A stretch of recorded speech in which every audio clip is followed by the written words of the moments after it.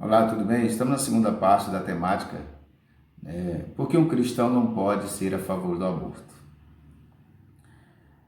No Catecismo da Igreja Católica Apostólica Romana, nós temos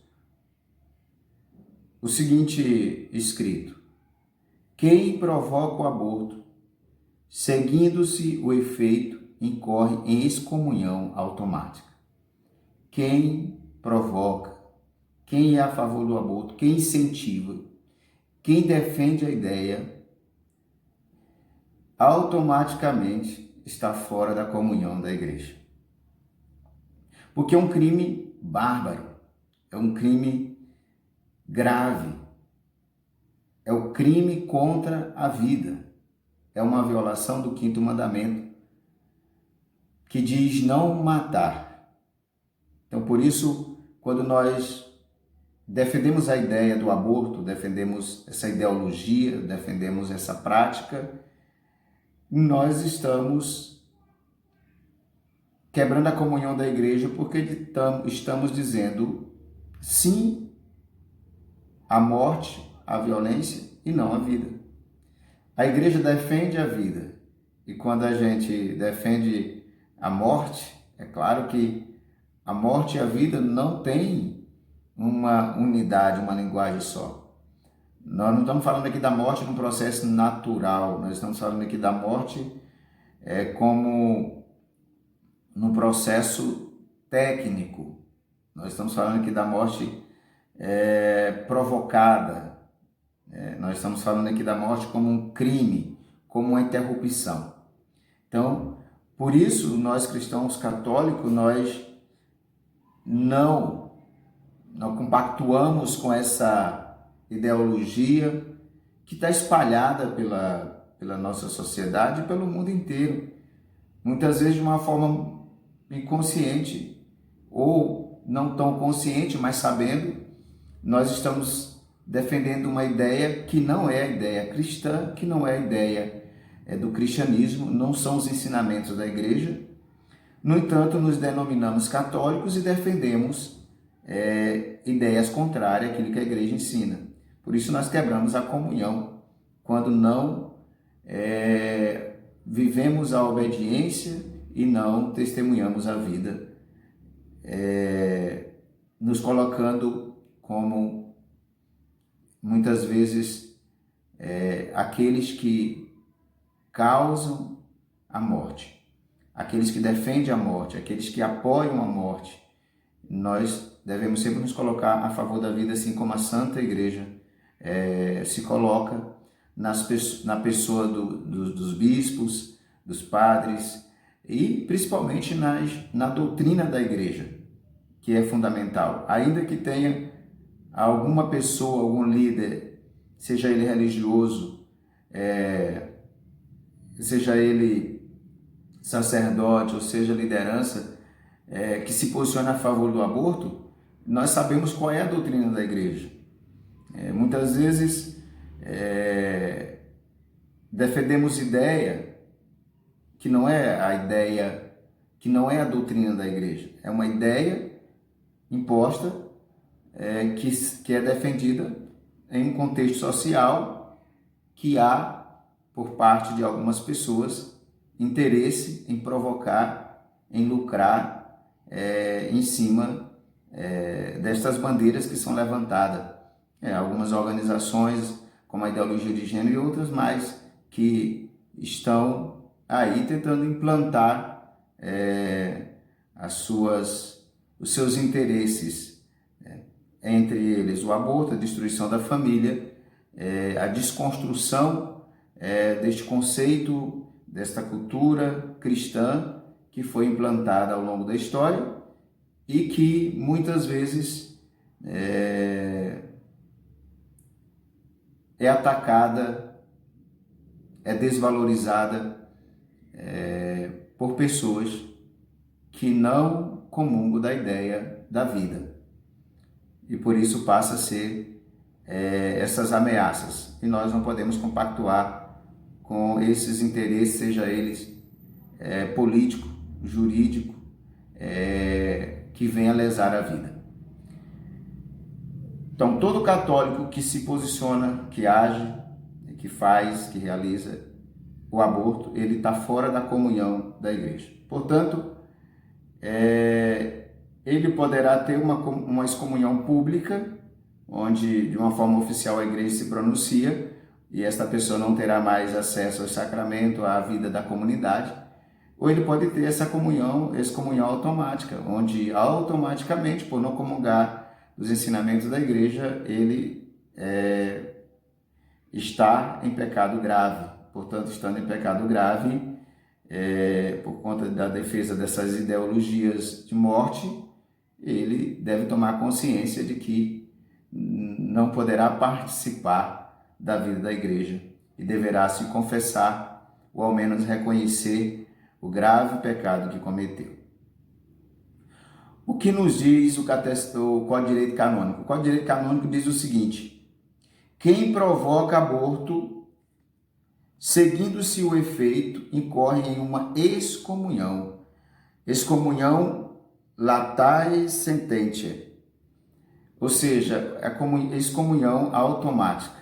Quem pratica o aborto, né, está em excomunhão com a igreja.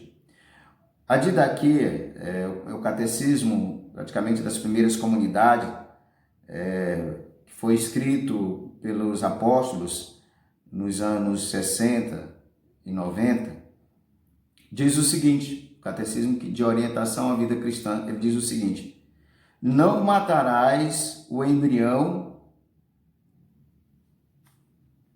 por aborto e não farás perecer o recém-nascido. Não matarás o embrião por aborto e não farás perecer o recém-nascido.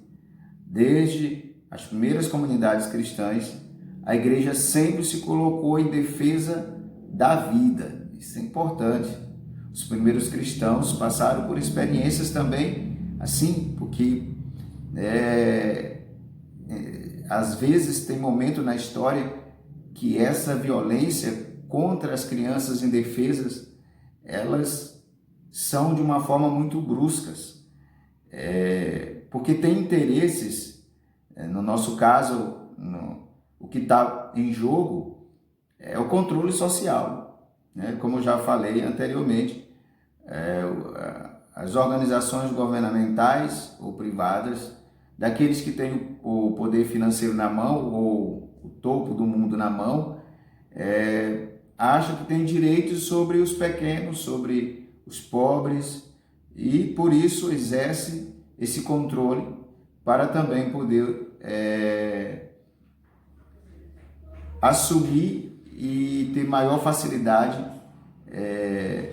de conduzir ou administrar este controle populacional ou esse número de pessoas da qual eles acham que deve ser mantido dentro de suas ações. Aqui, quando o controle, o número de pessoas para eles estão fugindo das suas condições e visões financeiras, se torna para eles uma ameaça esse número crescente populacional. É a cabeça doente, né? Porém, o que diz a didaquia é isso: não matarás o embrião, né, por aborto no ventre. Não farás perecer o recém-nascido. É uma responsabilidade dos adultos, é uma responsabilidade das famílias cristãs manter os ensinamentos cristãos para resguardar a vida e defender a vida. É uma responsabilidade nossa. Nossa Constituição primeira é a defesa da vida, é a defesa da família. Não é a submissão do Estado nesse aspecto da definição de criar leis que geram mortes, né? Então, nessas questões, um cristão não pode consentir, não pode concordar se o que nós defendemos é a vida. Não podemos ter a morte institucionalizada como lei. O Catecismo da Igreja Católica ele nos ensina, no seu número 2271, vai dizer: não matarás o embrião, né? Não farás perecer o recém-nascido. Ele vai dizer também: Deus, Senhor da vida, confiou aos homens o nobre encargo de preservar a vida para ser exercido de maneira codigna ao homem, preservar a vida para ser exercida e para ser protegida. Tem um número do catecismo que diz assim também: a Igreja sanciona como uma pena canônica de excomunhão este delito contra a vida humana. Esse é o posicionamento da Igreja. O inalienável direito à vida de todo indivíduo humano, inocente, é um elemento constitutivo da sociedade civil e de sua legislação. Os direitos do homem não dependem nem dos indivíduos, nem dos países, e também não representa uma concessão da sociedade e do Estado. Pertence à natureza humana. O direito do homem pertence à natureza humana e são inerentes à pessoa em razão do ato criador do qual esta se origina.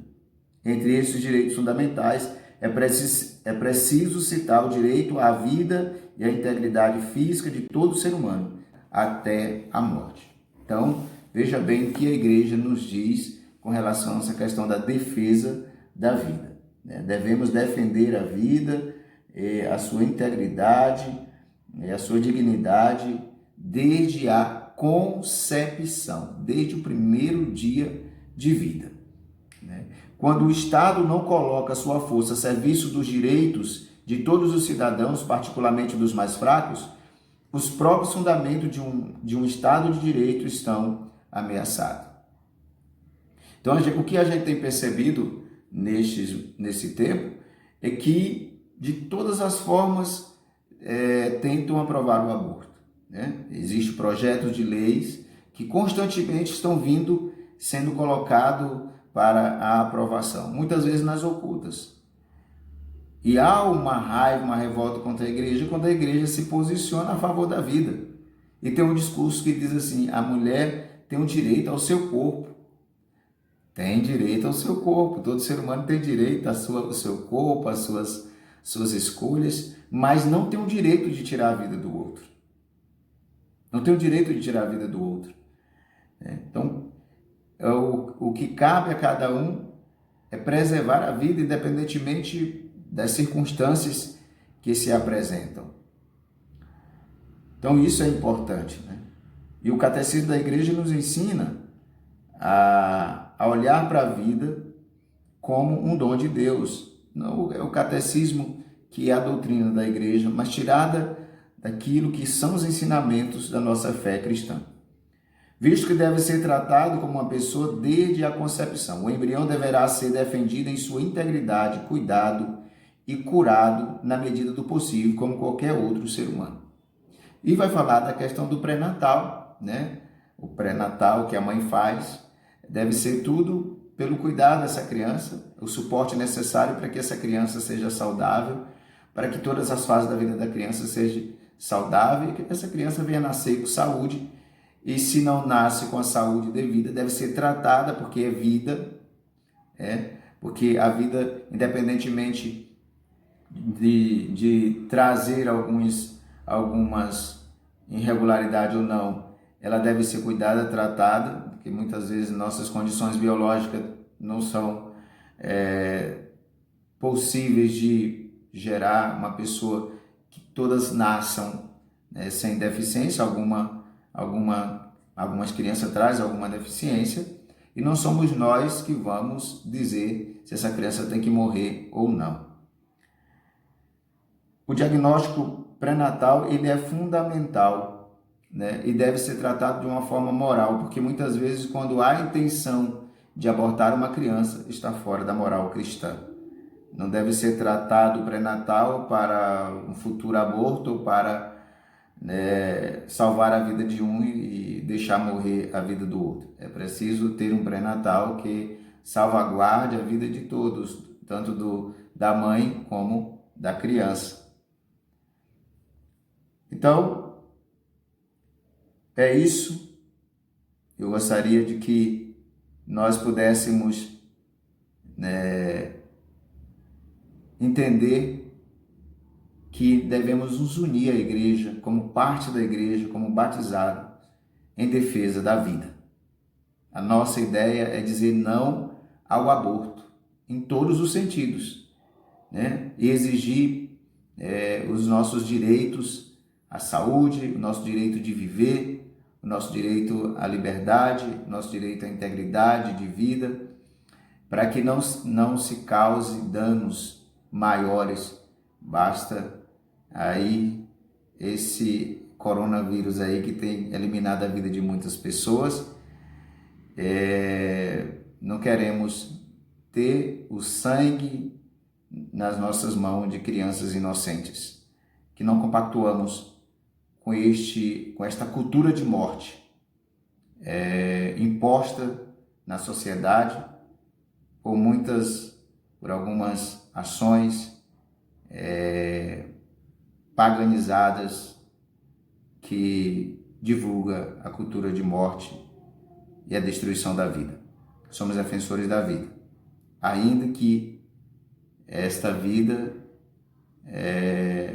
não tenha sido planejada no contexto familiar, mas deve ser guardada, preservada e dada a todos o direito de viver, principalmente das crianças inocentes que não pediram para nascer e que conta com a responsabilidade dos adultos e das nossas lideranças políticas e de todos os cristãos de boa consciência.